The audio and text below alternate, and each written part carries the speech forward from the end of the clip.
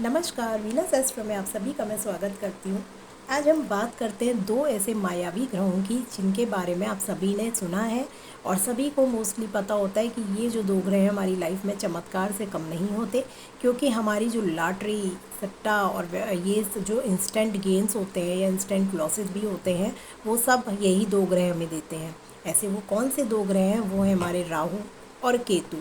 यहाँ तक कि जो पॉलिटिक्स में जाते हैं लोग, जो पॉलिटिशियंस होते हैं, उनका आप देखेंगे कि यही दो ग्रहों का तेज होता है उनकी कुंडली में, जिसकी वजह से वो पॉलिटिक्स में चरम सीमा या ऊंचाइयों पर पहुँचते हैं। क्योंकि राहु जो भी देता है वो इंस्टेंट देता है, आप उसको कैलकुलेट नहीं कर सकते कि आपकी लाइफ में कब क्या होने वाला है।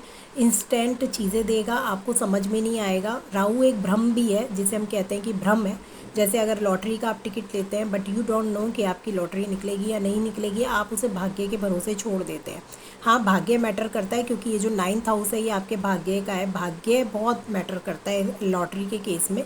परंतु यदि राहु देव अच्छे हैं, बहुत अच्छे आपकी कुंडली में उच्च की पोजीशन पे हैं, क्योंकि 2 नंबर की राशि और 3 नंबर की राशि, इन दो राशियों में राहु अगर बैठे हुए हैं तो ये बहुत अच्छा फल उच्च जैसा देने को बाध्य हो जाते हैं।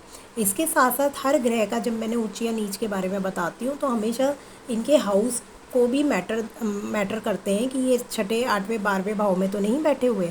परंतु राहु एक ऐसा ग्रह है जो छठे भाव में शत्रुओं का नाश करता है और छठे भाव में शत्रु अंतर योग बनाता है, और बहुत अच्छा प्लेसमेंट छठे भाव में राहु का मिलता है।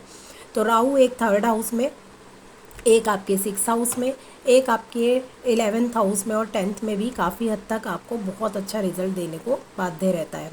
तो राहु को अगर आप देखें तो ये ऐसा ग्रह है कि जब इंस्टेंट आपके लाइफ में क्या हो जाए, कौन सा आपको लॉटरी लग जाए, आपको पता नहीं चलेगा। क्योंकि राहु जितनी भी इंटरनेट चीज़ें होती हैं, इंटरनेट से रिलेटेड होती है, सोशल मीडिया होती है, यदि आप अपनी यूट्यूब में वीडियोस बनाते हैं या जो भी आप चैनल्स देखते हैं उनका देखेंगे, कहीं ना कहीं राहु बहुत प्रबल होता है, तभी वो इसमें आगे बढ़ पाते हैं।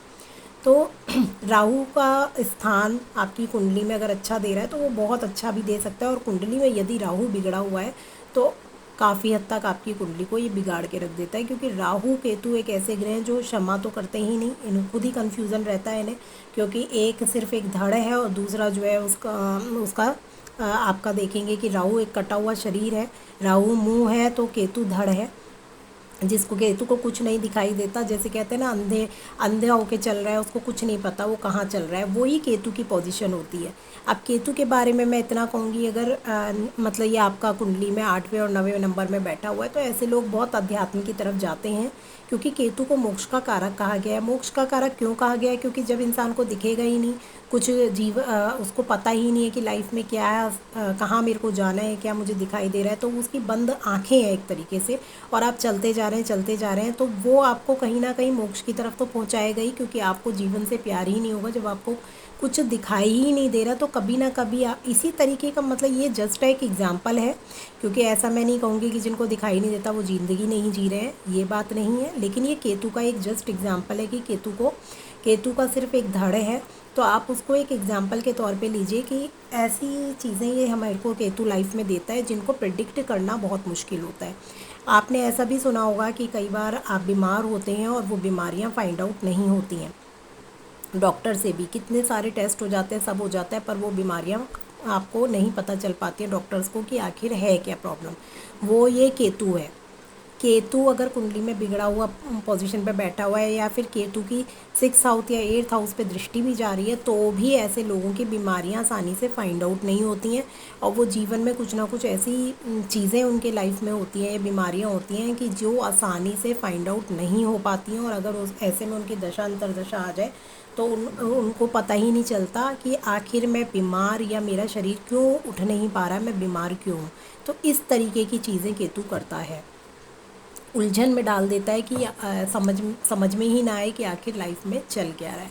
तो आज मैंने राहु और केतु दोनों के बारे में एक साथ ही बताया है, क्योंकि ये दोनों ग्रह एक दूसरे से कनेक्टेड है। जहाँ अगर कुंडली में राहु और केतु हमेशा आमने सामने होंगे, जहाँ भी कुंडली में यदि राहु या 1st हाउस में है तो केतु 7th हाउस में होगा। इसीलिए ये हमेशा इनको दोनों का जो प्रेडिक्शन होता है इक्वली होता है।